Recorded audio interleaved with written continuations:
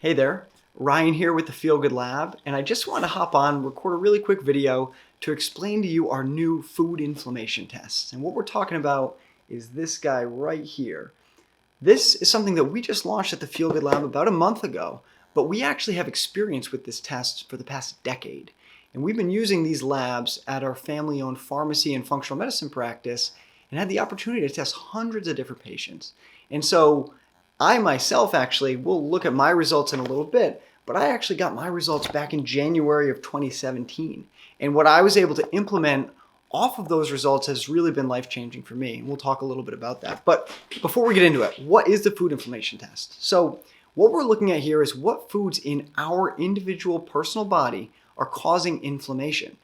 And the reason that we want to look at this inflammation is not because inflammation in and of itself is bad. In fact, inflammation is one of the most important processes in the body. We really need it. However, in most people, our inflammatory burden is out of control. And one of the leading causes of that is the foods that we're eating. So if we can understand which foods are causing out of control inflammation in our body, and we can limit those foods or remove them completely, we can reduce the inflammatory burden across the whole system. And that means our immune system and our other important processes are able to go where they're needed and not fight the foods that we're eating that should be making us healthy and fueling us.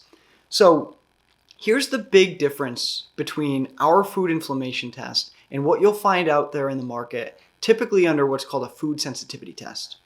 The similarity is we both look at an IgG response, which is called immunoglobulin G. This is the body having an immune response to a food showing up. This is the exact same thing that the other tests on the market look for.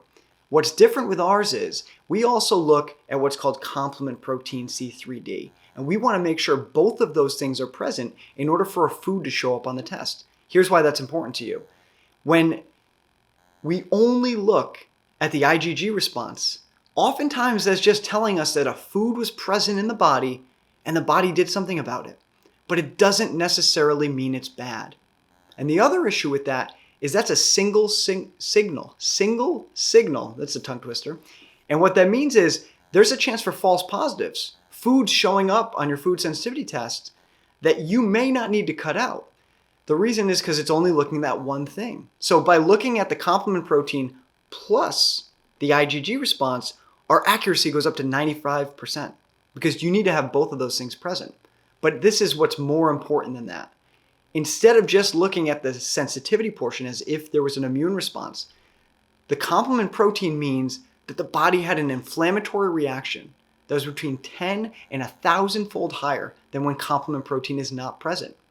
So our test is the only patented one on the market that actually looks at those two things in the same panel, which means you need less blood taken. In fact, we can do it with just the 5 blood spots filled out on the sample, which I'll get into in a minute. So with that being said, we believe that our food inflammation test is so important because it's going to give you the targeted list of foods that are going to make the biggest impact.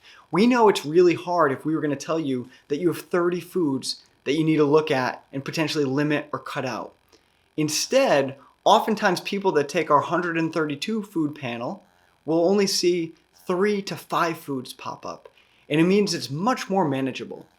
On top of that, the foods that do pop up mean that there was that inflammatory component. And when we can take that component and remove it, we're going to see way bigger bang for our buck with those foods that show up on our test. Now let's get into how you're actually going to take the test and what to expect from that. So everything that you're going to need is packed in this plastic container here, which we mail to you. The first thing that you'll do is you'll get your hands ready, which means washing them under warm or hot water to increase the blood flow. Then you remove the lancet from the package right here. You twist off the top here and you press it to the tip of your fingertip. So once you do that, you press it until it clicks. It'll hurt for a millisecond. It's a quick little blood draw and blood will start to pool at the tip of your finger. What's really important, this is the most important step to make it go smoothly for you, is that you want to try to get 1 droplet of blood per circle on the collection card.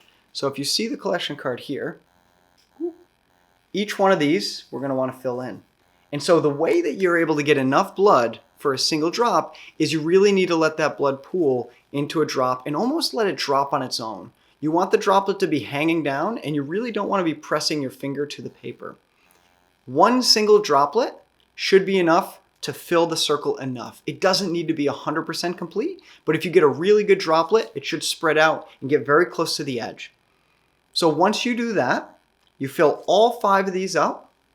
You fill out the card, you let it dry for about 20 minutes, and then you put it back in the biohazard bag that we include in the kit.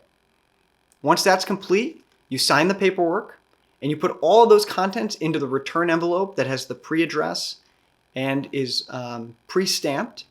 Drop that in the mail, and within 7 to 10 days, you're going to get your results. So once you've mailed it in, it's time to get the results. And what we'll do is we're going to schedule a consultation with one of our health coaches on the team. We're going to go over and give you all the tools you need to understand what we're looking at and how to implement it, because that's honestly the most important thing. It's one thing to understand, it's the second to make those changes, which are really going to give you the biggest benefit. So if we look at my test results here, one of the things you'll notice is that there's red, orange, and yellow portions to it. Anything that shows up as green, one of the things I like to tell people first is when you see those foods show up as green, that means that those are not causing inflammation in your diet. So those are things that you can feel great about eating. For me, there were lots of them. But unfortunately, I had a few culprits that were causing some severe inflammation in my diet. And I knew it too. I would eat pizza, I wouldn't feel good. Well, sure enough, cow's milk, casein, which is a protein in cow's milk, wheat, gluten, those were my top culprits, basically a pizza right there. And what it took for me is it didn't take me knowing that I didn't feel well eating pizza to give it up. It took me getting the data. And once I had the data, it became much easier for me to make the changes because now I knew. I had some certainty behind it. And since then, back in January 2017, when I first took my food inflammation test, I've since gone dairy-free, gluten-free. I'm not 100% perfect, but I'm very close. And oh my goodness, do I feel so much better. My stomach, my sleep, my brain fog is gone. I found that one of the leading culprits for me and how I felt during the day was my diet. And unfortunately, I was having dairy and gluten every day, oftentimes multiple times a day. So it was a big impact on me. But not everybody is going to have those kind of culprits show up as a level 4+ inflammation, which is the red zone. Sometimes you're only going to have 1 or 2 foods show up between the 2+ and the 4+, which is the yellow, the orange, and the red. But what we recommend is any food that shows up in one of those sections. If you really want to make the biggest changes, we recommend you eliminate those for at least 8 weeks. Because oftentimes foods that we eat can cause this inflammatory response long after they're gone. Sometimes it's weeks. So by giving your body 8 weeks to recover, you can start to rebuild that gut lining and make a huge difference in how you feel. The next thing is, once you get to that 8-week time frame, it's really important that if you're really missing a food, say coffee shows up and you drink coffee every day, you might want to try to reintroduce it. But what you'll want to do is do it one at a time, and you really want to track your symptoms. So we recommend after the 8-week period, you can slowly reintroduce one food at a time over the course of 2 weeks and just track your symptoms. Notice how you feel, how you're sleeping, how your brain fog is. If nothing comes back up, then maybe that food is okay for you. But if you see symptoms start to come back, then we would recommend you're going to want to eliminate that food, possibly forever. Now, that might be a scary thought for some people. But honestly, what I think is one of the biggest benefits of our food inflammation test is when you have the ability to figure out that there are some low-hanging fruit culprits to how you're feeling. I think of it as look at the opportunity to feel so much better than you do today. And so with that being said, I know this video was a little long-winded, but I want to give you all the details on what to expect and why we have our food inflammation test in the first place. So if you have any questions at all, you can reach out to me.